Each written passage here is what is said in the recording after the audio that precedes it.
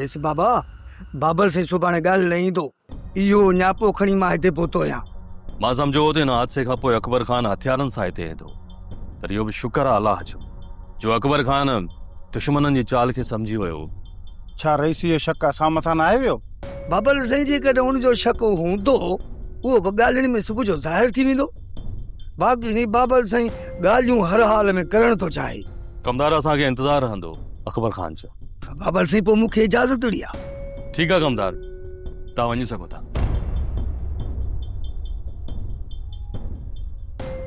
सोट अकबर खान त असांजी सोच खां घणो मुख़्तलिफ़ निकितो। जाइ वारदात ते असांजे हमरा जो लाश मिलियो आहे। शक फितरी अमल आहे, पर पोइ बि अकबर खान असां ते शक नाहे कयो। सोट किथे ईअं त न आहे जिन अकबर खान मथां हमिलो कयो हुजे अकबर खान उन्हनि खे सुञाणे वरितो हुजे। ईअं थी सघे थो, पर अकबर खान जे दिलि में छा आहे इहो सुभाणे हुनजे अचण खां पोइ ख़बर पइजी सघे थी। सोट ॻाल्हि सम्झ में कोन थी अचे। अकबर खान मथां शक कजे या उनजी नियतनि खे साफ़ सम्झो वञे। सोट जेको बि हूंदो न हुनजी नियत में उहो साफ़ खुली साम्हूं अची वेंदो।